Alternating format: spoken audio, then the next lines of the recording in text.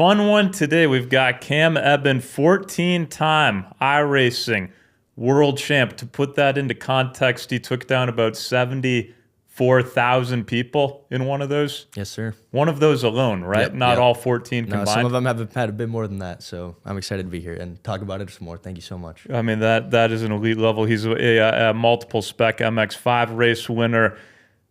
Wisconsin State Karting is in go-karting champion 2021.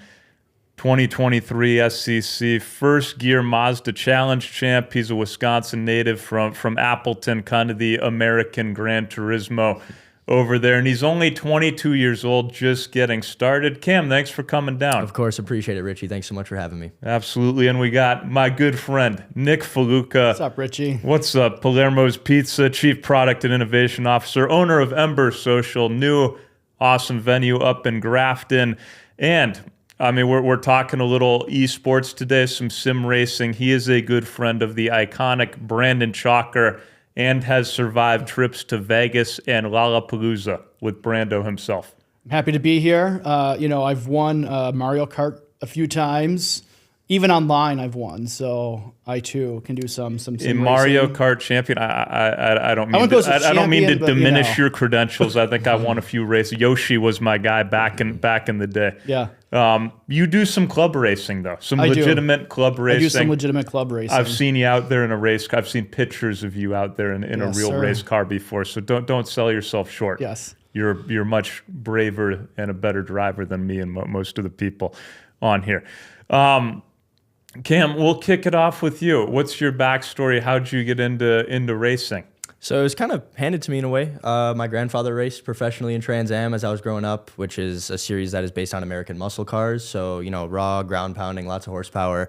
And then my father raced as well in SCCA club stuff like what Nick races and what I came up racing. So as I was growing up, I was always at the racetrack. And so once I was old enough to, kind of recognize what I was seeing, I realized that was my passion. And just like that, I started to fall in love with the sport, started to fall in love with being at the racetrack, seeing the race cars. And as we'll talk about today, I kind of made this journey happen to get to the point where I am today and now racing in the IMSA MX-5 Cup as a pro driver. So did you start with, was it video games, go-karts, sim racing, now in real life and sim racing? Or what did that path look like and at what ages? Yeah, so I would say, the console games like Xbox would be Forza or like Gran Turismo on the PlayStation. Those when I was pretty young, not really any good at driving necessarily, but just enjoying the race. That was definitely something that I did when I was younger. And then I started to take it a little more serious as I started to realize, hey, this is what I want to do with my life and my path, and this is my passion. And I was like, I'm only 11 right now. This is when I had this kind of, epiphany, if you will. I was like, I'm only 11. I'm too young to race anything right now. But I want to learn how. I really want to learn how I can get started in this. And so I turned to iRacing, and might be a bit of an interesting fact, but you have to be 13 to be on iRacing. I was only 11 at the time, so we don't have to, go into that too much. But anyway, I was a little too young to be on the game. But regardless, I was on there, and that's kind of how I learned to drive, essentially. That's how I learned to race, because it's an accurate simulator that has a great physics engine. You learn how to drive a race car, what it's actually going to behave like, and that's when I got a taste of the online racing, right? So from there, it was, from about 11 until 15, I was just doing iRacing, just doing simulator stuff, and, I credit everything that I've done to this point to that time I spent on the sim, really. And so from there, when I was 15, I got into go-karting, and like you said, I won the Wisconsin State Championship in 2021, and after that, I moved into Spec Miata in the SCCA club level, which is the NB generation of the Mazda Miata, an older version of what I race now. And then it's the Miatas with lights that go up, right? Correct. Yes, sir. Yes, sir. And so then I got into NC Miata racing, which is Spec MX-5, which you mentioned. That's what I ran for the past 3 seasons, and now I made the jump into MX-5 Cup, and all the while, built my skills on the sim, winning championships along the way. And, that's what I think makes me a lot more unique than a lot of other drivers out there, is I learned how to race on a computer and on a racing simulator, right? So, Cam, just a question that I want to get out of the way. So I have a good friend that we call Sim God, who's a fantastic simulator golfer. He bought a simulator. He was talking shit to us all winter, and he can't sniff 83 on a real course.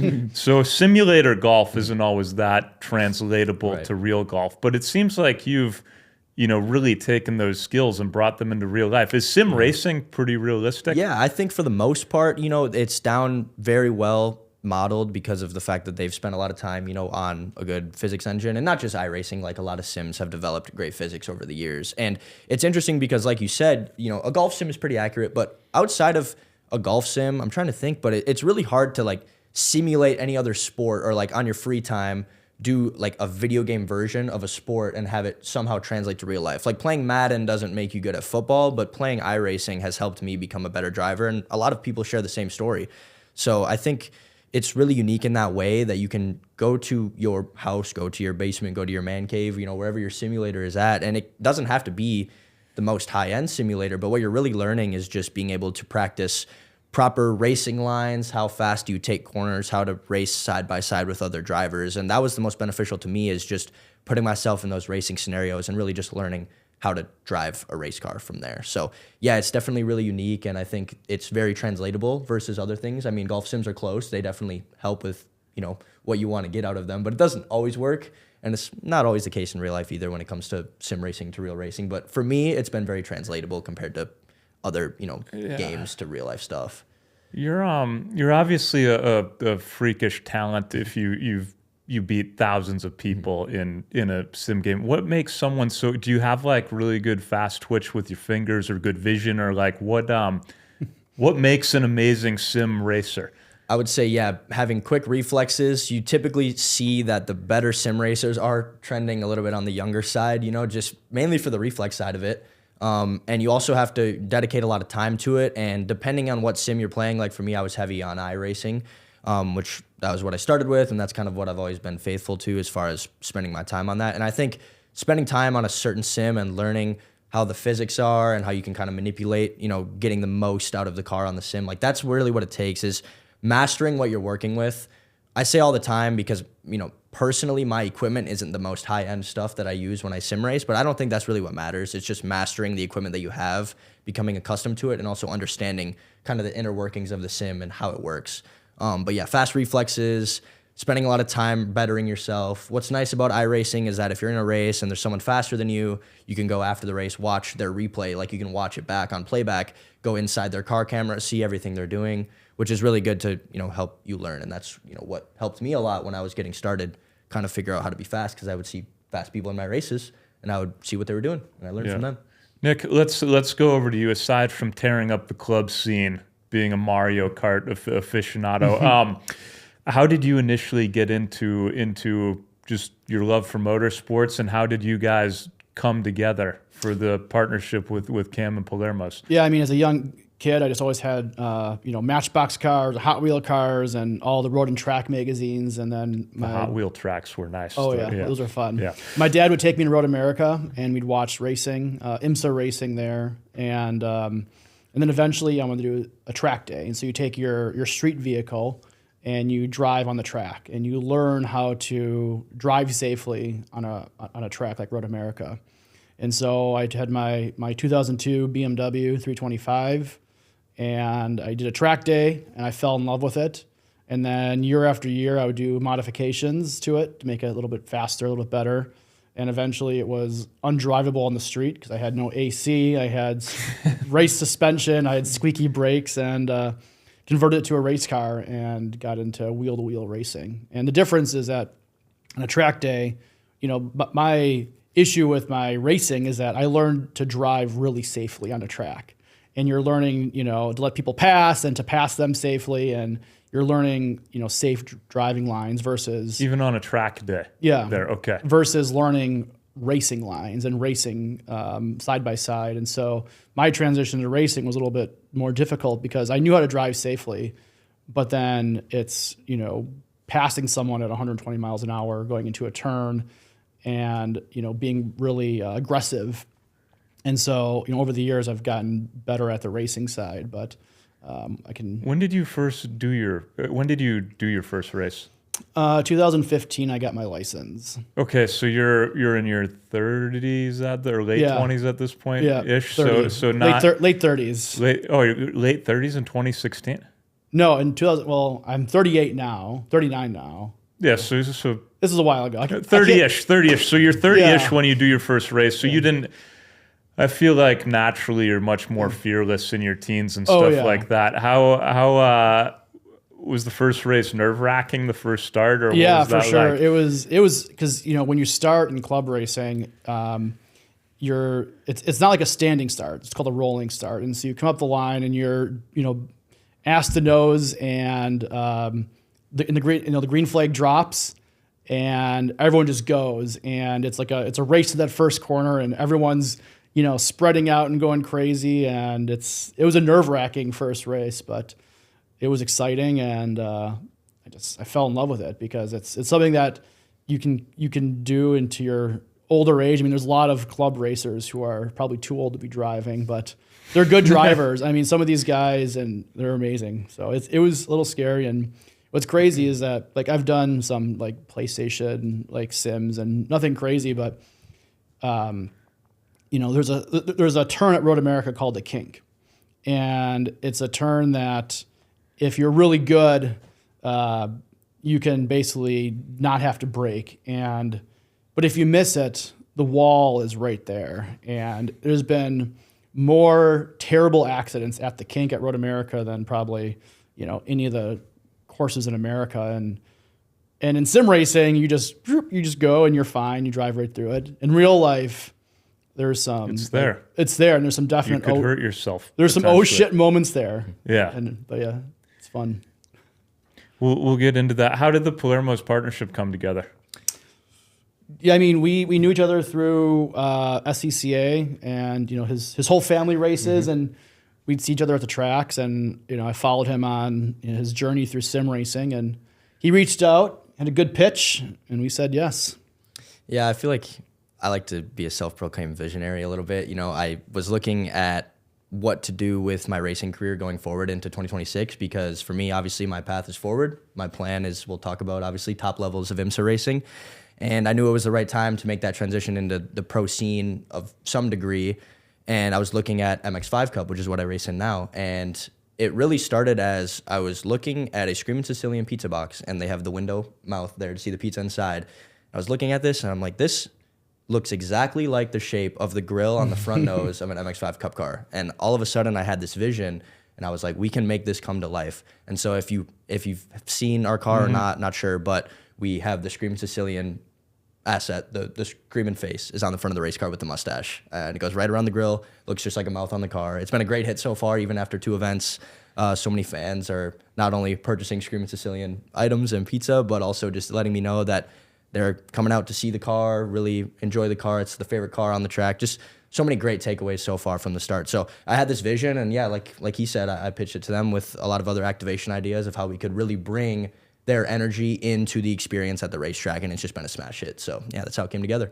I'm guessing since your grandpa and your father were drivers, has your family been very supportive? And did you go to college or anything, or have you just been kind of doing this? Yeah, so I went to MSOE in Milwaukee, finished up 4 years last year in 2025. So I got a Bachelor of Science. So you're smart in marketing. too. Yeah, yes sir. Okay. I'd like to say so. But yeah, so got a Bachelor of Science in marketing. So I went to college, but obviously super supportive of the racing all throughout. And my professors were also flexible in allowing me to go take these trips to races, because as I'm pursuing this, it involves going to, most of the time, pretty far away races, because being from Wisconsin, there's not a lot of really close racetracks that are involved in these big national leagues, right? So a lot of far trips, had to take a week at a time, a week here, a week there, but everyone is flexible with it, and the family's been super supportive. My grandfather, who had been racing professionally, like I said, now he doesn't do that so much, but just an absolute mastermind on the wrenches and just a great mechanic, right? And so he has done a lot for me just in general. He was the one who built the Spec MX5 car that I won races in last year and years before that. He was cool. Basically the one who turned it from a street car that we got off the lot and converted it into a race car. He put most of the, the blood, sweat, and tears in. He can change the transmission in 2 hours, 90 minutes, extremely fast. He's just super skilled. And then my father as well, very mechanically inclined. He's been super helpful when I was gone at school and couldn't come back to work on the car necessarily. They kind of picked up their end of the bargain. And so it was just obviously super supportive throughout the years, and even in karting all the while. Just the commitment behind me has been, super critical to allow me to get to where I am today. It's really hard to do anything like what I've done without the support of your family. So it's been great. What is a typical day of training like for you? So it'll be sim time. I always try to cram probably 3 hours a day into the evening of sim time, whether that's practicing an upcoming track or just having some fun or doing a race of any kind, because I always think just racing, no matter what it is on the sim, is really good for mastering racecraft. Because like Nick was talking about, the biggest challenge is, often being in those scenarios where you are side by side or battling somebody on the track and knowing how to approach those scenarios. How much space do you leave? How fast do you have to take this corner when there's a driver next to you? Like, those are important things to learn. And so the sim has been super helpful, with that. So I try to do about 3 hours a day. And then I go to the gym 6 days a week. So I take one rest day, do about 2 hours there. What do you work on at the gym? And is there an ideal body type for a racer like there are in some sports, or is it not so much? For me, I do just honestly typical muscle building workout, just a push and a pull day, and then legs and some cardio and abs thrown in there as well. I would say one thing you don't want to be usually is tall in racing. As Nick, I was going to ask that. How tall are you? 6'4" or 6'3". Okay, yeah, maybe with shoes 6'4". But you are pretty limited on what you can race if you're really tall, because you can't fit in a lot of cars. Like, if you think of Formula One cars or any like Formula open wheel stuff where it's those really tight cockpits, like you need to be like usually under 6 feet. So pretty limited sometimes. But for me, I've luckily been able to squeeze into what I've been racing so far. In my original race car, the Spec Miata, we actually had to basically weld a different floor into it where it had a divot so that the seat could sit lower. Otherwise, my head was like hitting the roof. So there's definitely some limits to what you can race if you're super tall. So I'd say like if you want the freedom to be able to race whatever, or just maybe have a bit more of an ideal body type, it would probably be just to be a little shorter. Which you can't really control. Right, yeah. But, I mean, weight is not a huge thing in racing just because you combine that with the car that's heavy enough, and usually you have to reach a minimum weight. At the end of a race, they weigh the car and the driver together to make sure that you weren't too light, because that'd be seen as an advantage, right, if you're driving with less weight. So they usually hold everyone to a similar standard of, like, you have to be 2,500 pounds at the end of the race. So usually in most cars, you will have to be adding weight into your car with like a lead block or something anyway to kind of make that difference up. So very rarely are you like too heavy to be a racer. That doesn't really come into play because it's hard to reach, those weight limits just by yourself. So it really just comes down to if you are a little shorter, maybe you can do it. I mean, it's probably like endurance though. I mean, these races, what, because like how long is your race? Like 45 minutes, 2 of them per weekend, yeah. And then once you advance, you're racing 2 hours at a time, and you're getting temperatures of 100, like over 100 degrees, and really, and your heart rate is well over 100, the entire race. So it's a pretty tough endurance sport. Yeah, staying conditioned in general, like just going to the gym even to just stay fit and conditioned is going to go a long way. Because like you said, yeah, having that endurance is kind of the biggest thing, more so than body type necessarily. And so it does pay off to be in a good shape. You brought it up earlier. You said there was no air conditioning in your BMW. I'm guessing there's no air conditioning in race cars in general. So I have a thing called a cool suit where I've got this cooler full of ice, and it pumps through a tube into a shirt. It's got like cooling coils. Interesting. I'm not sure what you guys have in. I haven't really ran into that just because the MX-5 Cup car has no roof. So it's kind of warm, but it doesn't like conceal heat much. So I've been okay right now. But I have used a cool shirt before. And yeah, like he said, it's got tubes through it. It runs cold water, and it actually does do a lot to cool you down. And some people will have like a tube that has like a blower attached to it, and it goes into the top of the helmet and blows cold air down into their face while they're driving. So there's some mechanisms, and I feel like, if I'm thinking correctly, a few types of cars at a higher level, maybe a bit more, prestigious cars, do have air conditioning in them, because otherwise, they have a roof, obviously, windows up.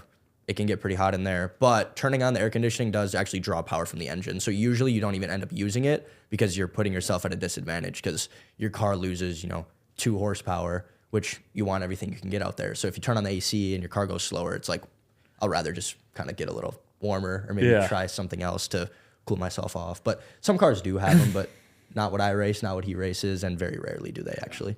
Do you do any mental exercises? I don't know. I like to think that I'll just go out and kind of do the best that I can every race. I don't try to put too much mental pressure on myself, to be honest. Sometimes, having that pressure is a privilege. Like, hey, I'm starting first place for this race. I'm in a good spot here. Let's execute, right? That's definitely something that comes into play. But, mentally, you definitely have to get in the headspace of, I am the best driver in this race for the most part. That's usually not even in a cocky way, but that's just kind of the mindset you have to have in racing sometimes, especially when you're in the conversation to win races. You know, if you don't think you have what it takes, then it's hard for you to succeed, or at least it's hard for you to go out and win if you don't think you can do it. So not even in a cocky way, but a lot of times you're kind of sizing up, you know, the other people, or at least having that mindset of, hey, you know, I'm going to win this thing. I'm the best driver here today. You know, let's go do it. So that comes into play a little bit, but for the most part, I usually just, you know, don't put too much expectation on obviously myself. that endurance is point. Nick, how long do your club races go for? Are they still in the 45-minute plus I'd say range, or 30 to 45 minutes. how fast does that go? I think it depends on the situation. If you're leading someone and they're right on your ass, that goes really slow. Longest 45 because minutes. because it's like in you know, in the mental part, it's not like don't fuck up. It's because if you think don't fuck up, you're gonna fuck up. But it's more so like hit your turns, like do the right thing, and don't focus on the car behind. But you also have to focus on the car behind, because if you just drive your race, they're gonna pass you. So you have to know, like, I'm gonna go in the middle a little bit to block their turn, or I'm going to go on the inside so I block their outside on the next turn. And so it's like you're driving in your mirrors, and that's when it goes really slow. If you're chasing someone, it goes so fast because you're like, I just need a little bit more time to get past them, just to get past them. Mm-hmm. Or if you're like in a battle with like 3 other cars, it goes really fast because you're just like in the moment having fun. But when you're leading a race or you're in the front of your competitor, time goes so slow.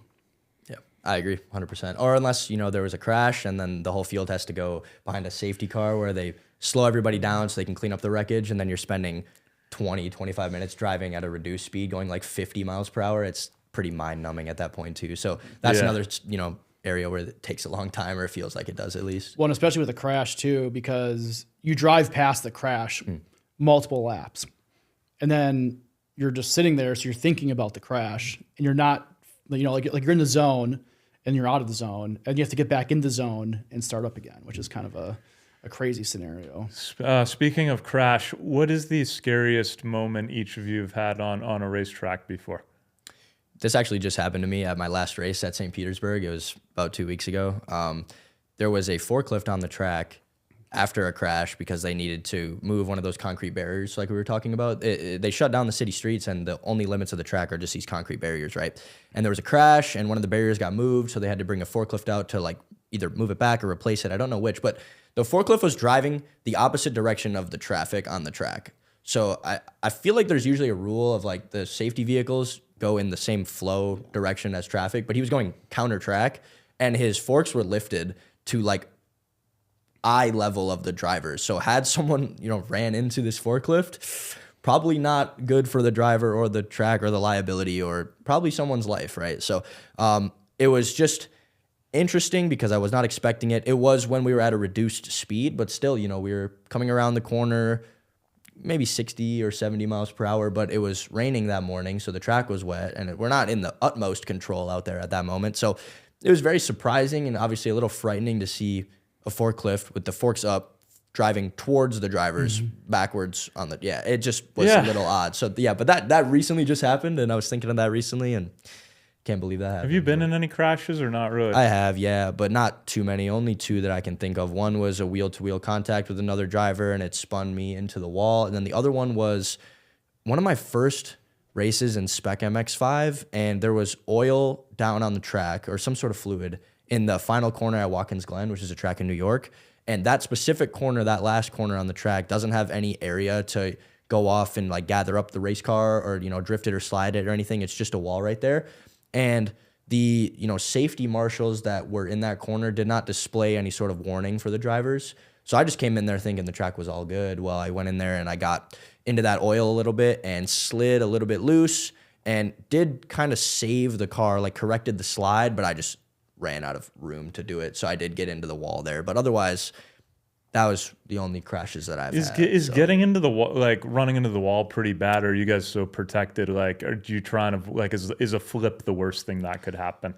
I mean, usually a flip is actually better as far as safety-wise because it's not one direct, hard, like G-loaded impact. Like you're not going head-on into a wall. It's kind of dispersed as you're tumbling, which is kind of interesting. They look the most dramatic, and they're definitely the scariest or the worst to witness, but really the worst kind of hit for the driver is going into those walls, typically head on, or those hard hits where the wall doesn't really absorb much. The car takes a lot of it. So for us as drivers, we're pretty safe. We got the helmets and the seats and stuff. The car takes most of the damage. Yeah, I've only crashed once, which means I'm probably not driving fast enough. And I just ran out of skill and hit a concrete wall, and I thought the car was fine because I just kind of, it's called a double doink, hit the front and back, and okay, let's just get back out there. And I just, it wasn't totaled, but it was, done for a couple of days. So that's the scariest moment that you've probably felt out there? No, I mean, that wasn't scary because just kind of, it was such happened. It just happened. But probably the scariest was in the kink where there was a crash in front of me and it just threw up a whole bunch of dirt and dust.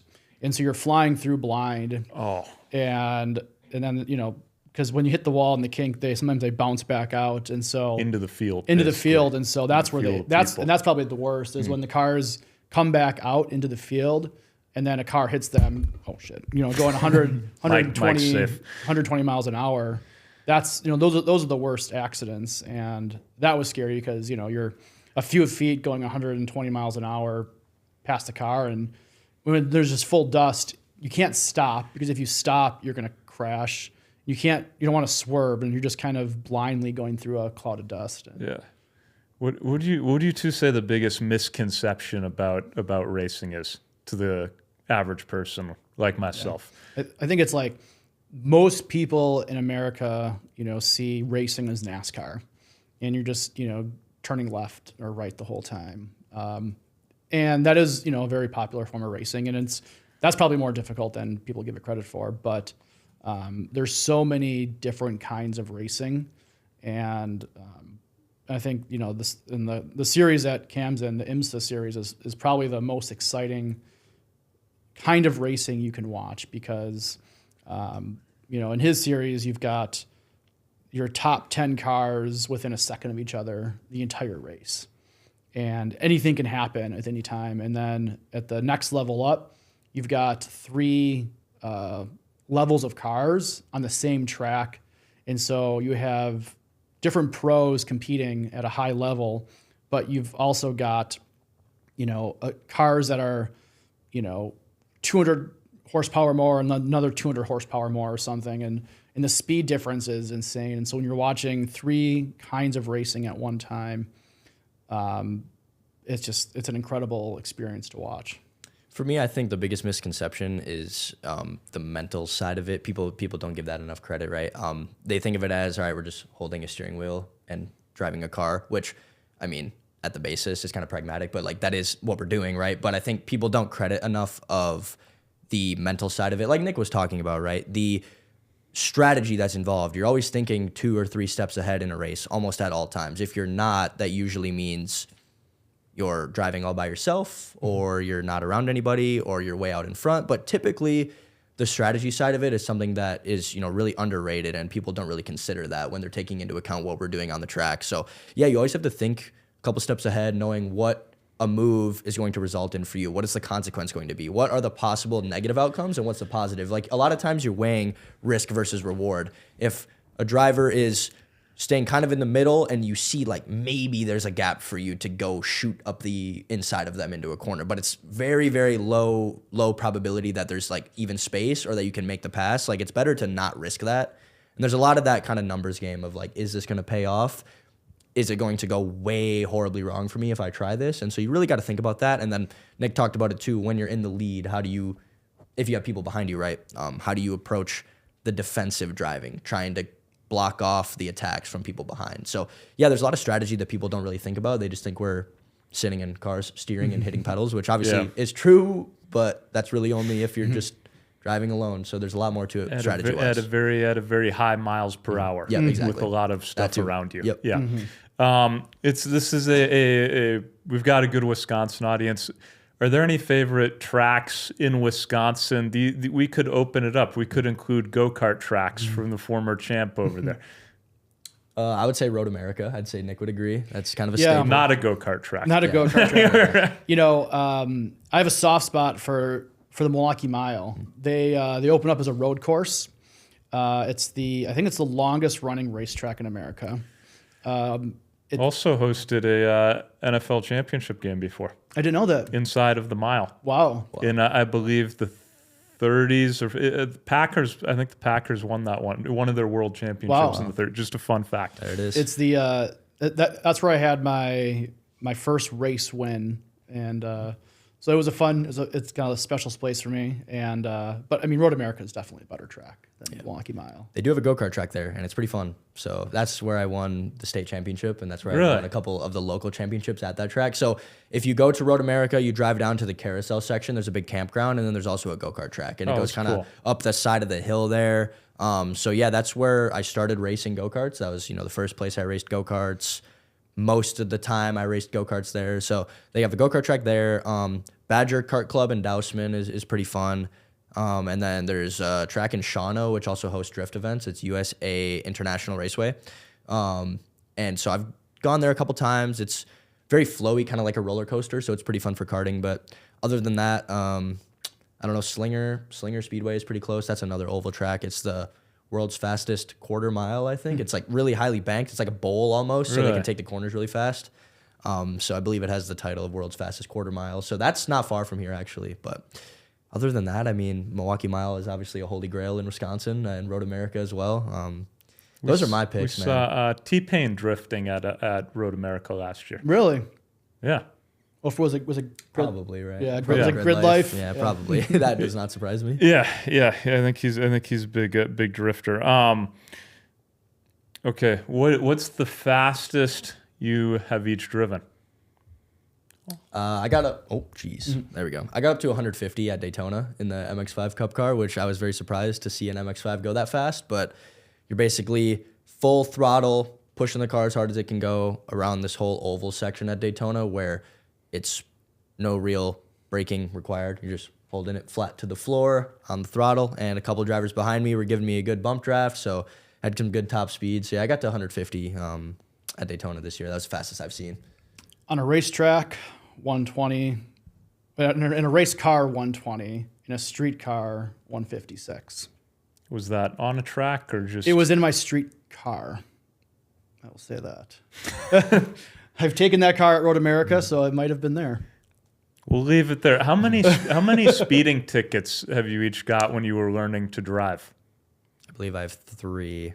Well, it's not bad for a professional driver. The problem is I got one of them in the probationary period of the license where the points are doubled. So did you have to go back to school too? I had to do Really? that when I was 16. I think they spared I me. got a few not very good tickets off the bat there. I think they spared me that time, but that put me on the back foot because I was already like halfway to the points total to get my license taken. So that's a little scary, but yeah, no. Otherwise, I've driven longer, but maybe like 6 or so.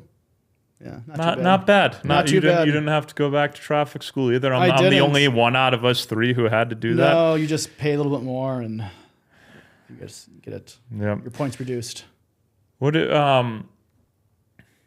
is there a favorite pizza to eat while sim racing or between sim racing? A favorite flavor?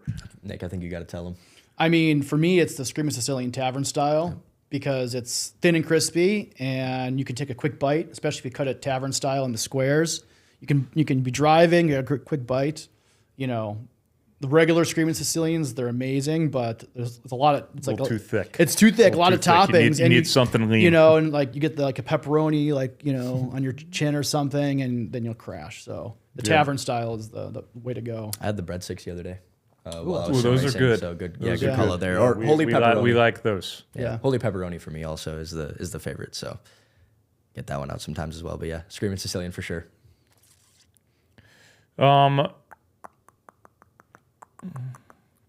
What about advice to people who want to get into racing?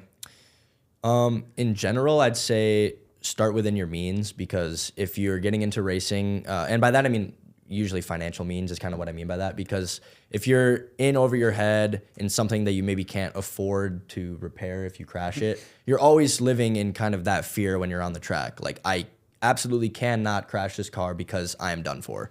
I won't be on the track for 3 years.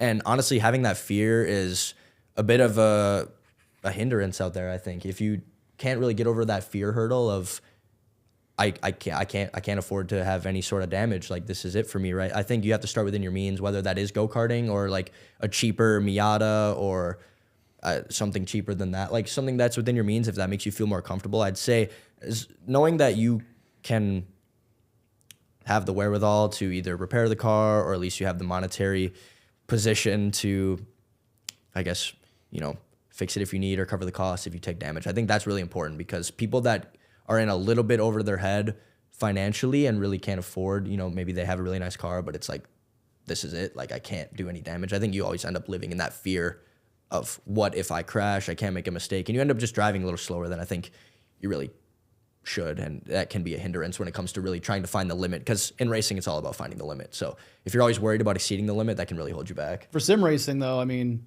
there's some of these rigs that are, $100,000, but I mean, what's the For sim racing? Well, some of them are. Jeez. Yeah, some of them are pretty insane. Yeah. They got full motion. Really? The whole thing tilts. I mean, those are. I guess some golf simulators are like 80, 100 grand. Mm-hmm. Yeah. But I mean, you can get I guess like how much for like just a decent setup that can get you into iRacing? Yeah, it's funny. So everything I've done, we talked about 14 world championships. Everything I've done with that is with a Logitech wheel and pedal setup, and it was just bolted to my desk. So people have high-end stuff, people have low-end stuff. I've been able to achieve great success on the sim with literally a $300 setup. You have to exclude the PC in that, but most people already have a PC that they're working with. So if we're talking equipment, like, you can buy from Walmart, Target, Amazon. A Logitech is what I used, and it literally bolts to a desk. You just turn the clamps and it tightens, and you push the pedals up against the wall or against a box or something on the ground, and I just race in an office chair. That's what I've been doing. Recently, I got partnered to get basically all of my sim equipment overhauled, so that's a positive. That's coming soon. But everything I've done up to this point, achievement-wise, has all been with pretty much as basic as you can get, just on a desk. Other people, as we'll see later on at our sim convention today, people have full sim racing chassis with metal or steel frames and bucket seats from a real race car, and direct drive wheels, which actually have like motors in them to provide the most accurate feedback. But like I talked about earlier, I think it's really just getting accustomed to what you have. It doesn't necessarily have to be super high end, as long as you can maximize what you have. And I think you can be fast on the sim then at that point. So there's obviously a big ceiling, like you said, but you can get into it for really cheap. What is, we'll end it here. What is each your favorite moment racing? You got it. I think this year it's called the June Sprints at Road America. It's one of the highest levels of club racing there is against pro racers. I mean, there's some of the best racers in the country racing at Road America and the June Sprints, and so for me to be able to compete with these people and be on the track with them at the same time, it'd be like you being in a golf tournament with Tiger Woods, And so now Tiger Woods would probably kick your ass, and I had the same experience with some of the best drivers in the country beating me, but just to be on the same track with them and competing was pretty special. My moment also comes from the June Sprints, and it wasn't even a win or anything, but I'm a very sentimental person, and the 2023 June Sprints in Spec Miata, which was the first class that I started with when I was in car racing, I set the track record there at Road America on the qualifying day, which is basically where we drive on the track. It's basically like a seeding day, if you were to think of it. Mm-hmm. It basically determines where you're going to start the race for that weekend based on how fast you go in this qualifying session. So they give us 20, 25 minutes to go out on track and then try to set the fastest lap time that we can, and that decides where we start. So I qualified first, which was the track record in a Spec Miata around Road America, which still stands today, 3 years later, which is really cool. I'm proud of that. What was your time? It was a 2-minute 41.100. It's fast. So that lap still stands as the fastest lap ever around Road America in a Spec Miata. But what was more special to me was more so being able to be at the June Sprints, which Nick just alluded to is a very prestigious race and one that I grew up for many years watching, my grandfather and my dad race in. Since I was a little kid watching on the bleachers, I would stand from sun up to sundown watching every lap of every session at Road America, and I was just addicted to it, right? And so then being on the other side of the fence and being able to start first place and just I believe I was only in the lead for a couple laps and then I kind of got ganged up on. But regardless, starting that race as first place, I believe there was about 60 cars in the race. And even just the first time coming around, leading everyone down, leading the pack as, the person who grew up watching on the sidelines and then being out there for real And, you know, qualifying first, leading people around in front of the home crowd, all my family and friends were there. It was just a really special feeling because you see 60 cars behind you and they're all chasing me. So it was just a really special moment, and it wasn't even a win necessarily. I did not win that race. I think I got 7th, but I was able to say that I have the track record, but more importantly, I got the pole there that day, started first place, and just a really surreal feeling. Even before the race, just when we were doing the formation lap, just driving around really slow, seeing, hey, I'm leading this race and coming to the green flag as first place. It was really special. So that was probably the favorite. It wasn't even a win, but just sentimental to me. Awesome. Well, thank you two so much for coming on today. Of course. Thank you, man. My pleasure. Appreciate it.